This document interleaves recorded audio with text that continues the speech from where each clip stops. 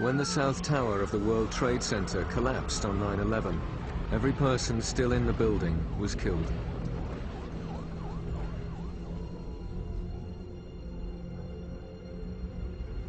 But incredibly, when the North Tower fell, there were people inside who lived to tell the tale.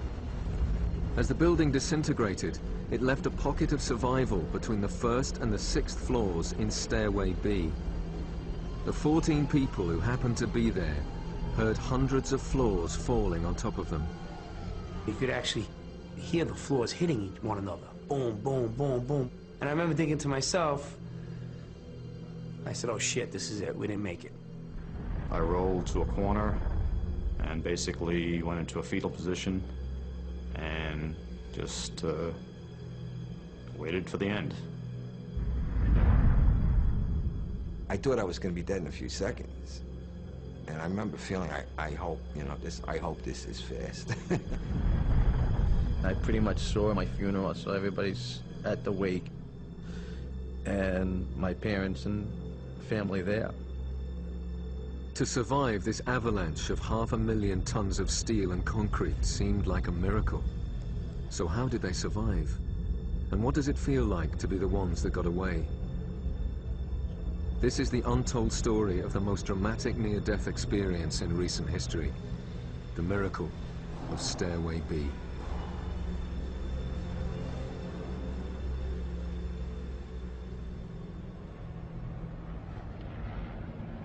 September the 11th, 2001 was a day that would change the lives of the 14 survivors forever.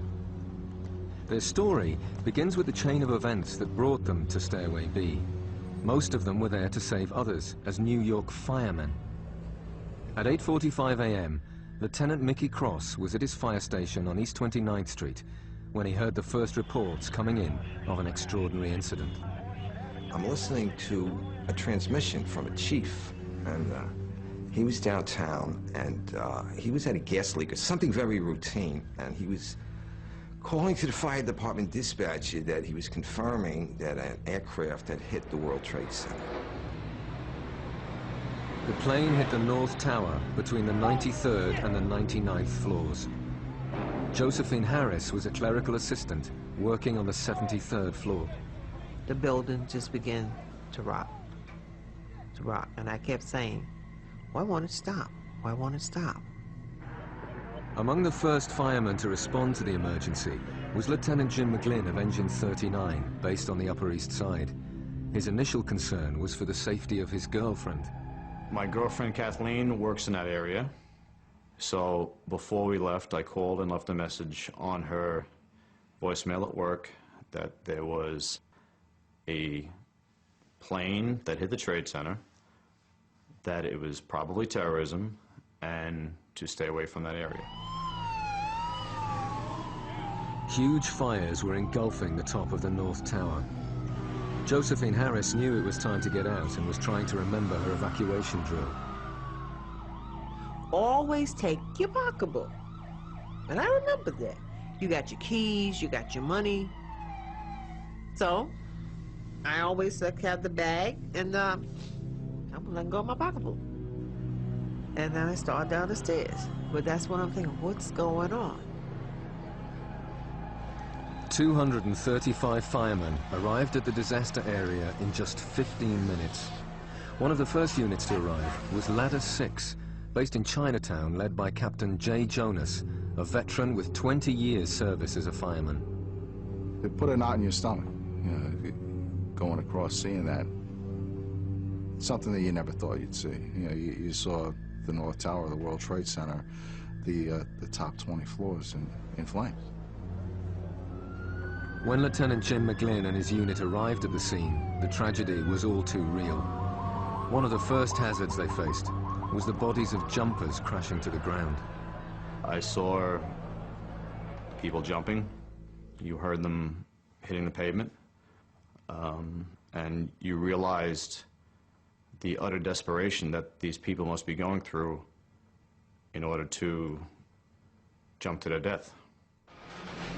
9:03 a.m. A second plane crashed into the South Tower, Within 90 minutes, almost 3,000 people would die from the catastrophic consequences following the dual impact. Mickey Cross and his unit had just got there. We got showered with debris. We were getting these pieces of material were coming down flaming. I remember seeing that. It looked like, it reminded me like meteorites or meteors or something. We all got off, we got our equipment, and I kind of huddled everybody together. We had it kind of like a little pep rally, pep talk, something. I wanted to say something to the guys. I was nervous, you know, I admit it, so I think that helped me to come to center myself, you know. 9:10 a.m. More fire units were arriving. A command post had been set up in the lobby of the North Tower, where the fire chiefs directed operations. Jay Jonas was one of those given his assignment by Chief Hayden. As they came in and we gave them their assignments, you could almost look in their eye and realize that they themselves knew that this was going to be very risky and very difficult for all of them. I gave them a salute, and I walked over to where my firemen were waiting for me. And I walked over to them and I said, all right, here's the deal. It's a raw deal, but this is what we have. Chief Jonas came back over, and I'll never forget these words. He just said, boys, they're trying to kill us. Let's go. And you know, you really don't have a choice. You know, that's what we get paid to do. You go. New York's firemen were facing the biggest and most treacherous high-rise fire in history. Every fire has its challenges. Every fire is a little bit different from the other. But this was totally uncharted water. Knowing that this fire was being fueled by jet fuel, you knew that you were going to have to improvise and deal with it when you got up there. With the lift shafts destroyed, just getting up to the 90th floor was a daunting prospect in itself for firemen like James F. Timiades. At that moment, I was thinking, God, we have to walk up 90 flights of stairs with all our gear and get up there. I was supposed to go home 6 o'clock that night, and I knew that wasn't happening. 9:25 a.m. The fires in the North Tower are blazing out of control. By this time, Josephine Harris had made it down to the 60th floor. She suffered no injuries from the explosion, but was slowed down by an old injury to her leg. Around the 60th floor, I looked at the number. That's G, 60. And I stopped, told myself, don't look at the number of floors anymore. And I didn't, and I kept going. While Josephine was heading down Stairway B, which ran through the building's central core, the firemen were on their way up.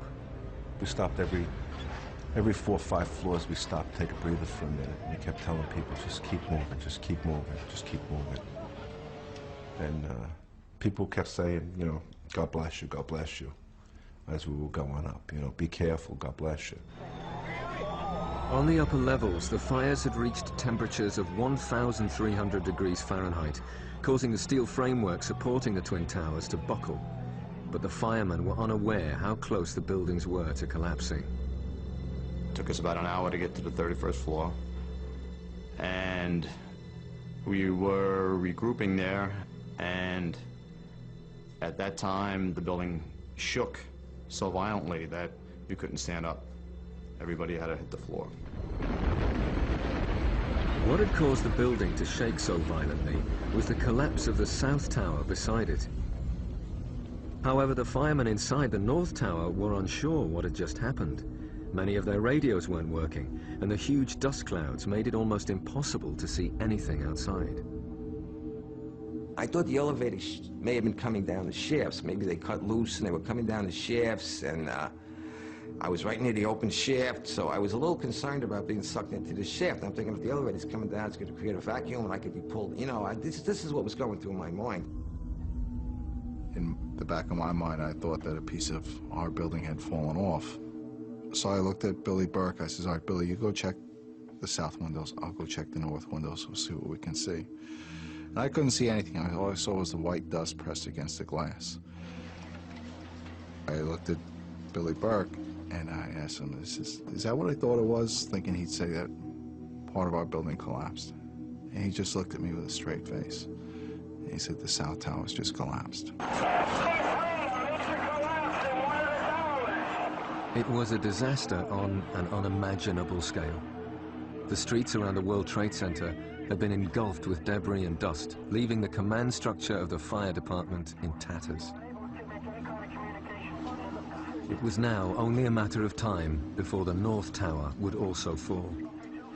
I knew what kind of danger we were in. The time wasn't on our side anymore, that we were going to be lucky if we got out of here alive.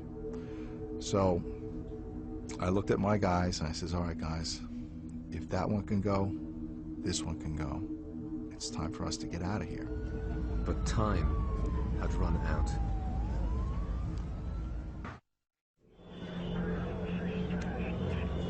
In the aftermath of the collapse of the South Tower, dazed firemen were trying to regroup and to get to grips with the catastrophe they faced.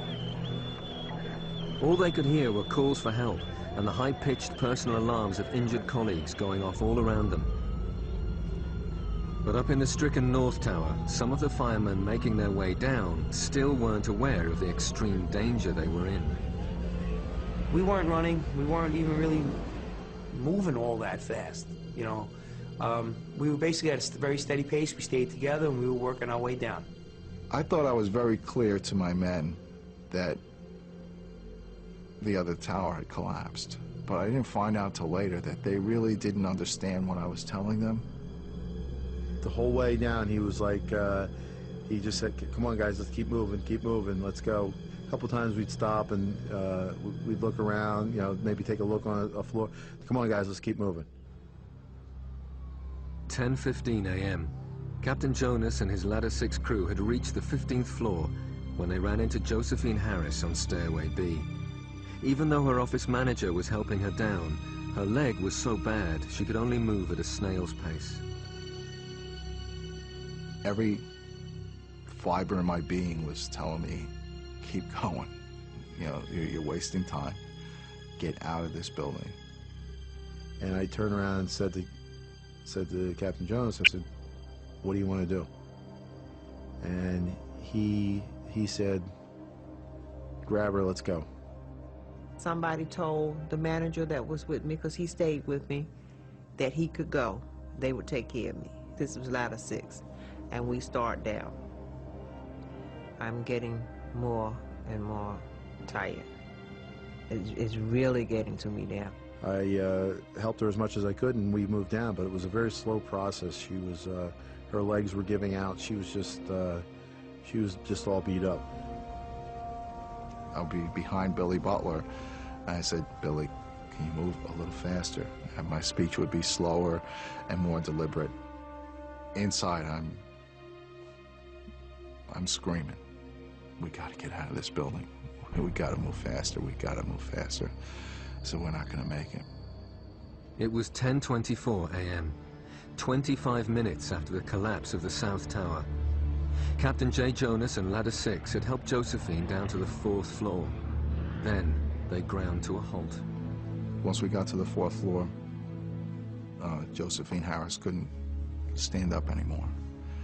And she told us to leave her. We weren't going to leave her. And I'm really, really tired now. I think I said something to them like, leave me. I want to sit down, because I wanted to sit down. And they could just leave me. It's that clock ticking that, you know, we don't have any time. You know, every second that passes by is a second closer to us not making it out of here. It was this decision to stay with Josephine that saved them, as it meant they were in the only place on Stairway B where it would be possible to survive the imminent collapse. In the lobby, as others ran for their lives, Lieutenant Jim McGlynn knew one of his colleagues was still on the stairway. He decided to run back to rescue his friend. I told the guys, I said, all right, you guys stay right here. I'm going to walk in and see if we can go back and find John. So I walked back into the stairwell and walked up a couple of flights. But James Eftimiades and the other crew members disobeyed Jim's order. They joined in the rescue mission, following him into the stairway that would save them all. As soon as I got into the stairwell, you heard creaking of metal, and you just knew that the building was coming down. It was so loud. That's when the building began to shake again. And you knew exactly what was going on this time. There was no doubt, because you heard the floors landing one on top of the other. You could actually hear the floors hitting one another. Boom, boom, boom, boom. And as it fell, it got faster. Every time a floor hit another floor, it would not only make a noise, but it would cause tremendous vibration. So we're being bounced up and down off the floor, hearing this collapse coming closer and closer. Mickey Cross was caught on the second floor.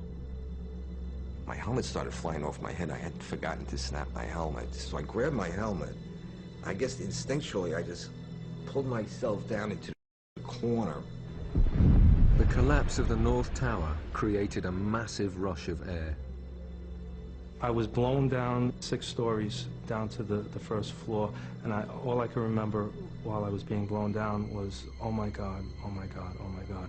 There wasn't any time to think about anything. The 110-story tower disintegrated in just 10 seconds. It was that fast, yet for me it was kind of slow motion too at the same time. And I remember thinking to myself, I said, oh shit, this is it, we didn't make it.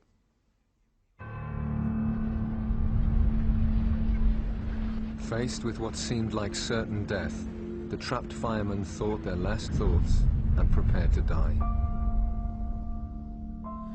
In those 10 seconds, I was like, well, I'm 33. What have I done with my life? Worked almost all the time. My wife is gonna, be a widow now.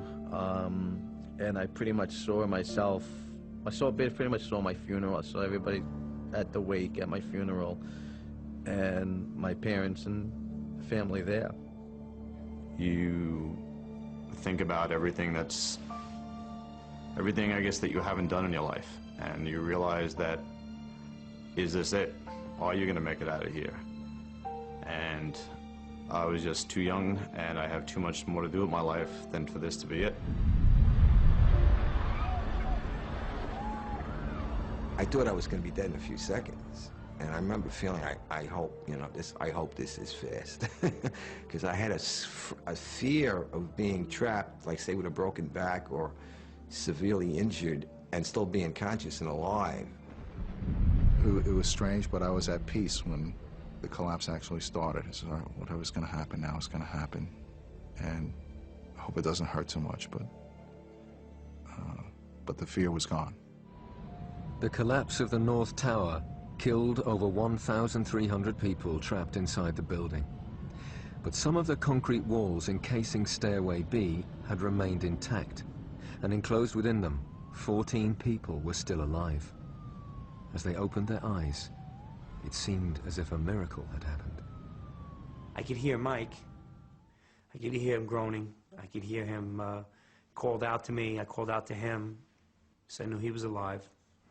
From the neck up, I seemed okay, but everything else was just like pins and needles. I mean, I was slapping my leg with I'm watching my arm hit my leg, but I can't feel it. I had my flashlight on my side, and I looked at my hands and looked at myself to see if I was bleeding or anything anywhere. When he heard noises around him, Captain J. Jonas realized he too had somehow survived the disaster. I wanted to know who was still alive. And I started calling them out by name. My guys, this is Billy. All of a sudden, I heard this voice. It was Captain Jonas. He goes, "Billy, are you there?" And he had been right behind me. And I said, "Yeah, I'm here." The entire Ladder 6 crew and Josephine Harris had survived inside a dark and dust-filled cavity within the collapsed shell of Stairway B. This miracle initially baffled the experts, but now they offer a tentative explanation. The tower fell with its exterior collapsing outwards at a faster rate than its interior, leaving a protected stump towards the base of the building. It was here that the survivors were trapped. Their ordeal was far from over, however. When the tower fell, the man who was to play a vital role in their rescue had just arrived on the scene. He was Lieutenant Glenn Rohan of Ladder 43. We look back, and here comes this huge cloud. And we ducked in this little alleyway, and the cloud just went flying past us. And I'm thinking, okay, we're in pretty good shape, but I look to the side, and the cloud is coming now from the east side, too, to totally envelop us. It was lights out. It was completely black. As the dust began to clear, radio traffic suddenly increased dramatically with Mayday calls. I got on the radio, and I transmitted my own Mayday message. I says, Mayday, Mayday, Mayday. Sea officer of Ladder Company 6. We're trapped in the B stairway of the North Tower. However, the scale of the disaster made any coordinated response to the hundreds of Mayday calls virtually impossible. The battered firemen outside the building had narrowly escaped death themselves and were in a desperate state. Ladder 6 waited for a response to their call for help, but there was no reply. Initially, we just sat tight. We made Josephine as comfortable as we could, and we just stayed quiet and listened and monitored the radio. We're sitting there, and I'm wondering, how am I going to get out of here? I'm thinking, I should have called the kids. It's been about 2 weeks. Then it goes back to, how are they going to get me out here? Also trapped further down in Stairway B was Lieutenant Jim McGlynn and his crew. My concern was the rest of this building is coming down, and we have a limited amount of time to get out of here. So I looked around at the building and was trying to find other ways out. Lieutenant McGlynn was talking to us, and he's like, guys, can you see my light? So we said, we can hear you, we can see your light, but there is no way out of here. We were in just a tight little teepee concrete vault. Another survivor was Mickey Cross. Trapped alone on a ledge, away from the others, he was even more confused about the disaster he'd miraculously lived through. I had the thought on occasion that, okay, wake up now. I was in a dream, that this was a nightmare. And I said, okay, I want to wake up now. I want to go downstairs and have a cup of coffee with the guys in the firehouse and shoot the breeze. Because this can't be real. This can't be happening. By 11:30 a.m., the survivors had been trapped for an hour in the smoking remains of Stairway B under a pyramid of 50 feet of twisted steel and concrete. They were in total darkness, and with no radio contact, they had no idea what was going on in the outside world. We're trying to figure out what exactly has happened to us.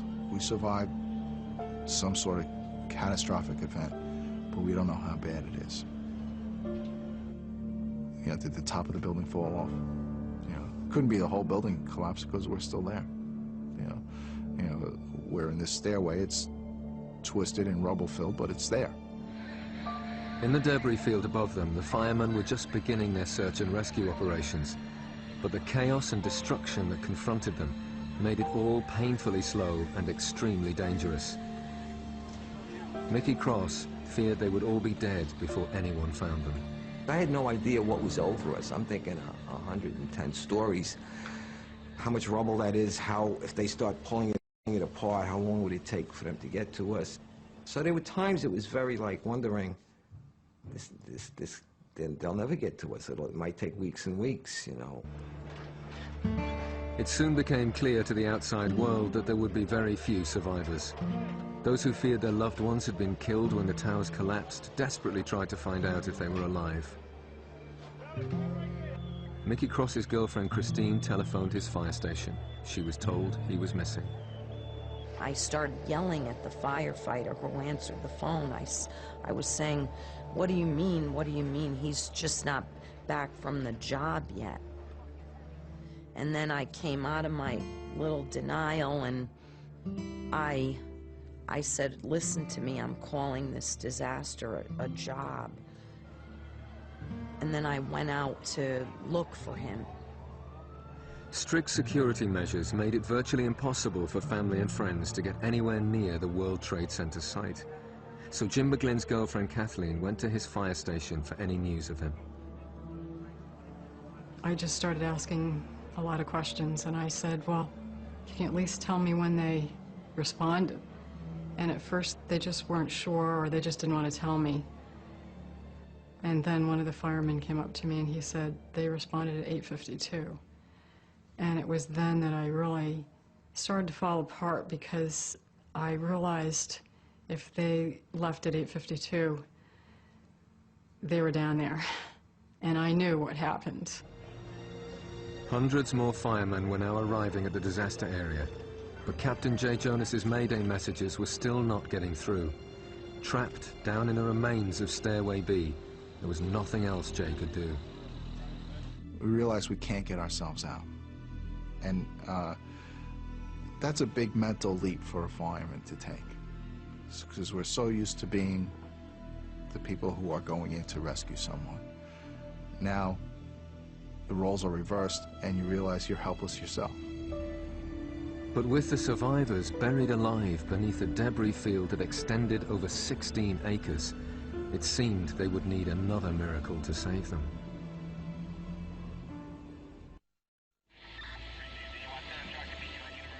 It was midday on 9/11, and in the chaos and confusion, Captain Jay Jonas's Mayday messages were still not being received. The firemen had no idea there was a pocket of survivors nearby. Then Jay again tries to make radio contact. Unexpectedly, this time his call is picked up. One of the officers coordinating rescue operations is Chief Nick Visconti. He responds to Jay Jonas's Mayday call. Operations to Lattice 6. All units stand by. Operations to Lattice 6. I got a radio transmission from Nick Visconti. I heard Operations Post to Lattice 6. Operations Post to Lattice 6. This is Jay, where are you? Okay, 10-4. North Tower, Stairway B is in boy on the second floor. But the location Jay gave was unbelievable to them. The North Tower no longer existed.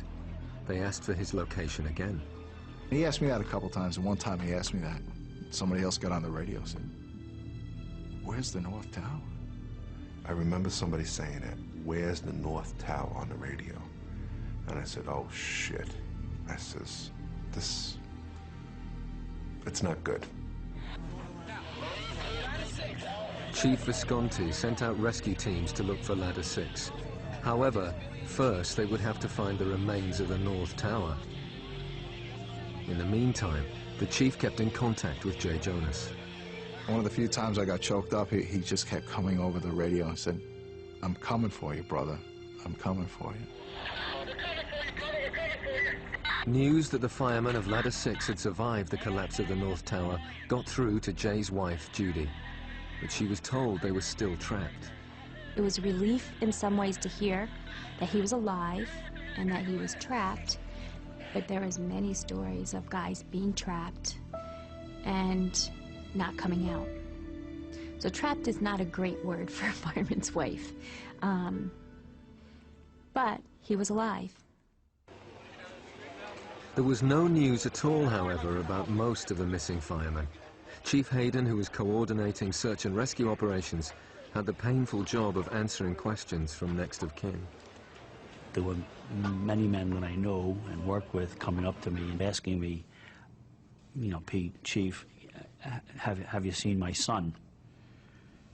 And son's coming up, you know, "Chief, have you seen my father?"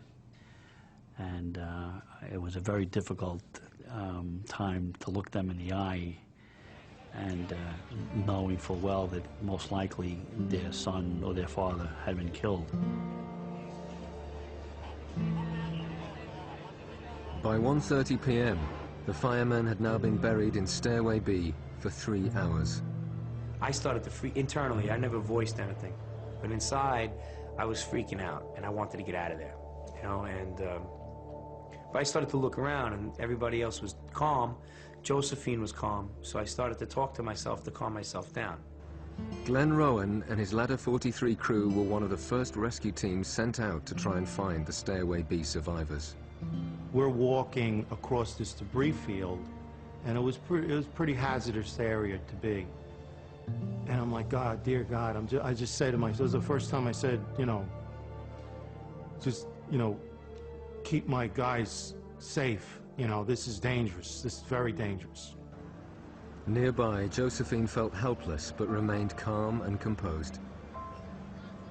I remember one time saying to God, if you get me out of here, I'll never ask for anything again. And I said, nope, I'm not going to say that.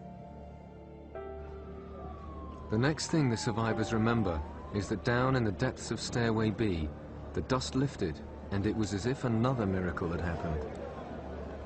All of a sudden, a ray of sunshine hit the stairway. You know, you're looking at it, you're in this darkness, and then all of a sudden a ray of sunshine hits the floor. I said, where's that coming from? It was just clearly sunlight. Maybe it was about 12 inches wide, and it was all peppered with this dirt and debris and running through it. But it was the most beautiful sight in the world. It was almost hard to believe, this sunlight coming. I mean, this is a 110-story building fell down right on top of us, and I'm looking at, and I'm on the 3rd floor looking at sunlight. The hole letting in the sunlight proved to be the way out of Stairway B. The first trapped fireman to emerge through the hole set up a rope, and some of the survivors began to climb out. The others were still trapped beneath the wreckage.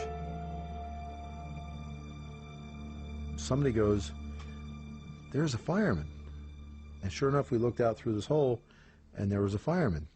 He goes, how close are you? And I just said, I'm going to scream. And I screamed at the top of my lungs, probably to let out some emotion. And he said, oh, okay, I got you. You're right over there. I could just see them starting to come out of the hole. This incredible area, and then I can't believe there's people walking out of this spot. It's just so dangerous. And where did they come from? Where were they? After being buried for over 4 hours, the firemen were astonished by the scale of the devastation surrounding them. I looked around and I couldn't believe what I was seeing. You know, all I could see is fire and smoke and twisted debris. And it looked like we had just been hit by a nuclear bomb. Yeah, I says, wow. I can't believe I survived this. The first rescued fireman set off across the treacherous debris field with one of the Ladder 43 crew leading the way. Meanwhile, Glenn Rowan climbed down into Stairway B to look after Josephine and the other survivors who were still trapped inside. I remember seeing him come down, and he's on a rope. How are they going to get me out of here on a rope? You look around, the place, it's totally disaster. I said to Josephine, you're okay, you're going to be fine. We have more people coming and more equipment. We'll get you out of here safely. Having put Josephine at ease, Glenn Rowan then turned his attention to Jim McGlynn, who wouldn't leave without 2 of his crew members who were trapped below him in a narrow void. I said, okay, great, Glenn. What do you have with you? Do you have a rescue? Do you have a squad? Who's with you? And he says, at the moment, it's just me. And I said, okay, well, we have a problem. You can just hear the disappointment in his voice. He's like, oh, we're going to be here so much, you know, how are we going to get my guys out? We got to get my guys out. While Glenn Rowan went to work digging out the 2 trapped firemen, the battered survivors who had been rescued from Stairway B now faced a new ordeal. They had to make their way across a debris field made up of mountains of rubble and deep voids in the ruins of the World Trade Center. There was no solid footing there. This was just twisted, bent up beams. Some were cut, there was sharp edges, but there was nothing solid. After an hour of relentless effort, Glenn Rowan and his crew managed to dig out the last 2 remaining firemen of Ladder 39 from the void where they had been trapped. All 14 survivors from Stairway B were now free from the building, but they still had to make it to safe ground. Mike Meldrum's back was injured, and he was very unstable on his feet. He feared he wouldn't be able to make it through the 16-acre debris field, littered with 30-foot-high hills of broken beams and shifting masonry. I remember saying to myself, you know, I don't know how the hell I'm going to do this. You know, I just don't know how I'm going to do this. Like, if you missed a step, if you fell, there was no way to get you back. Mike looks at me, he says, Cap, I can't do it. I can't climb up. I said, yes, you can. You can climb up. He says, no, I can't. I says, Mike, your wife and kids are on the other side of that hill. Mike Meldrum did find the strength to make it to safety, as did all the 14 survivors who were buried in Stairway B. Remarkably, none of them were seriously injured. All were given first aid as soon as they came out. This is one of the survivors, Billy Butler, on a trolley being given medical attention.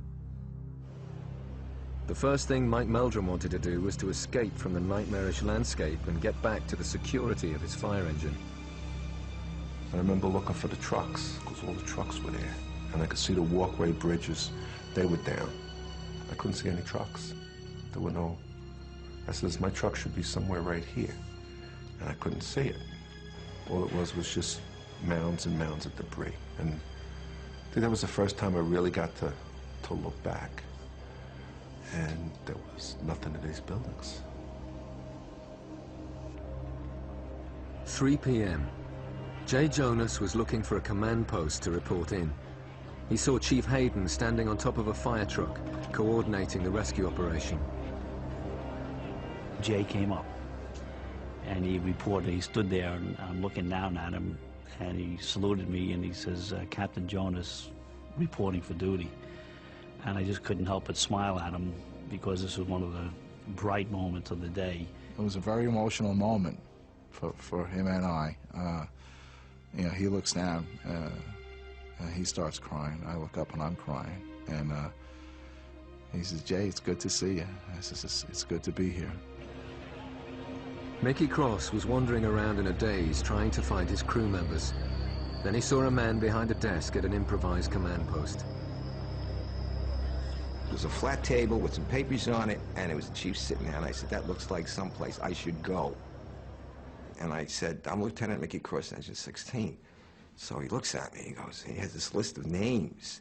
He goes, oh, geez, we have you missing as presumed dead. You know, he says, no, I'm here. And then I asked him, I says, where's my company? Did they all get out okay? All of Mickey's crew were out of the North Tower before the collapse occurred and survived. But Mickey's girlfriend, Christine, had no news of his whereabouts. The condition of the men that I saw and the women coming out of there, it didn't look promising. And it's, you know, 3 o'clock-ish, and still there was no word about Mickey. As soon as Jim McGlynn had received first aid, he started worrying about the other firemen in his unit. I just went over and I got myself checked out, and I had a lot of dust in my eyes and glass, and I guess when they washed them out. Nobody was sure of where people were, of the magnitude of our losses. There were estimates of 100, 200, 300 dead, but nobody was really sure. All the men in Jim's unit survived, and at last his girlfriend Kathleen got the news she desperately wanted to hear. Jim was safe. I felt my whole body just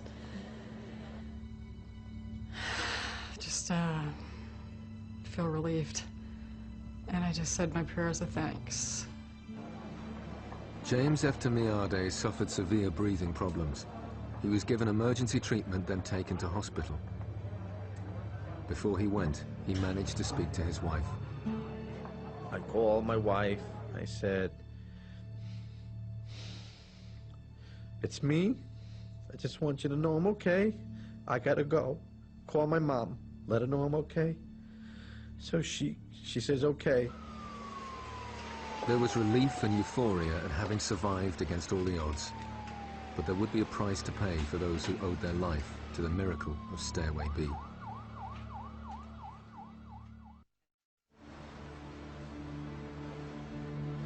By night time on 9/11, the burst of optimism that came from finding the survivors of Stairway B was beginning to fade. While exhausted firemen went home, the 14 survivors themselves were shell-shocked. Sal D'Agostino had made it back to his fire station. Well, we get back to the firehouse, and we walked into the office, which is right off the apparatus floor, watching it on TV, and that's when we really hit us the magnitude of this whole thing. I went upstairs to take a shower, and I basically was in the shower, and that's when I kind of broke down. I started crying in the shower, and shaking, and just a mess, basically. After a long and difficult rescue, Josephine was given a medical checkup. Then she went home. And when I got home, I looked at myself in the mirror and I had to take some steps back. I was shocked to what I looked like. I get the television on and I start hearing all this.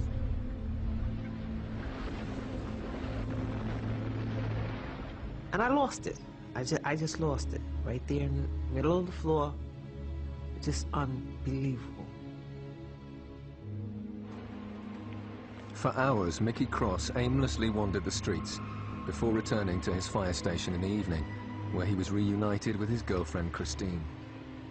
Me and Christine, we walked to my apartment, and I must have fallen asleep. I don't remember the rest of the night. She says I was yelling in my sleep that night. I don't recall. Mick shook like a leaf and screamed all night long in his sleep. He has no recollection of it. You couldn't go near him. It was like he was going to snap like a tree branch. As the night wore on, Glenn Rowan and his unit eventually went home exhausted. I wanted to see everyone. I wanted to hold my wife. I wanted to see my kids. They were all sleeping, of course, but just wanted to spend some time in their rooms, just being so fortunate that I was able to do this. And so many of our guys aren't going to be able to do it tonight.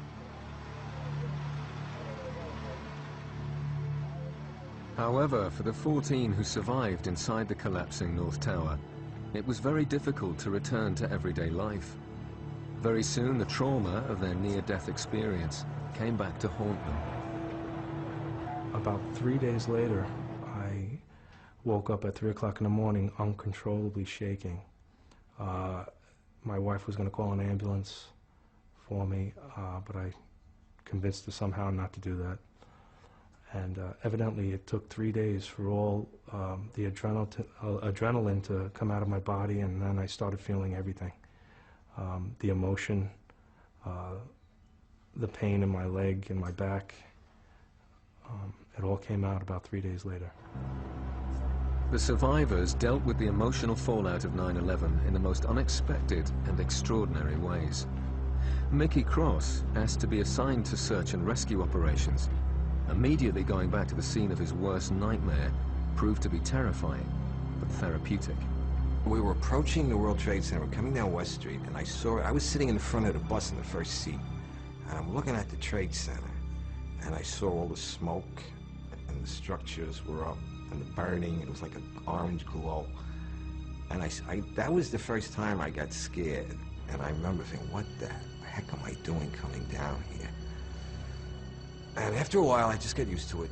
I got over that uncomfortable feeling. I wanted to do my part, you know, to help fix this thing. And it wasn't just finding firefighters. Of course, I'm a firefighter. It was just finding the people. The remains of several hundred people were recovered from Ground Zero and ceremonially buried. But there was no trace left at all of over 1,500 who died. For those who had cheated death in Stairway B, there were mixed emotions, and few could escape the agonies of survivors' guilt. The effect it had on me initially was very euphoric feeling. I mean, it's kind of hard to explain. There was a euphoric feeling about being alive, and then there was also a lot of guilt and depression about being alive. You know, at one point, you know, you want to jump up and down and let everybody know you're alive. The other point is, a lot of good guys didn't make it. A lot of civilians got killed, and who am I to say anything? So, you know, initially, I didn't want to talk to anybody about it. Then came the soul searching. The survivors tried to make sense of every move they made that morning and every decision that led them to the lower levels of Stairway B, where they lived whilst all others around them died. There were several points in the day that we could have taken a different turn, and it would have been catastrophic for us. I wish I knew, you know, I wish I could say that I knew all the decisions I were making were the right decisions, and that's not true. Josephine believes it truly was a miracle, and that she was intended to be there that day. That morning I had said to myself, oh, my stomach hurts. And I told myself, Josephine, get an Alka-Seltzer and go to work. And I forgot all about the stomach ache and everything and went on to work.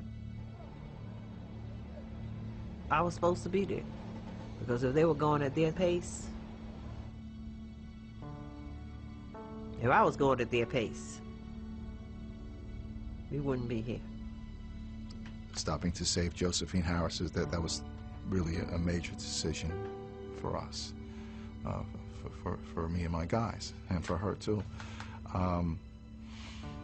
If we didn't stop to save her, where would we have been?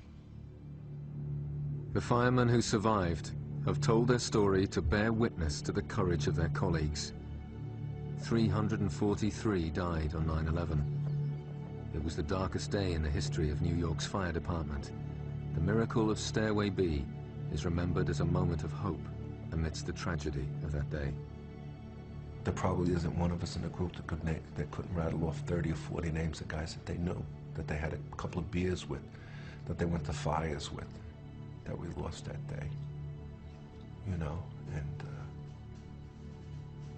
it's something that we don't want to forget. We're not going to forget it.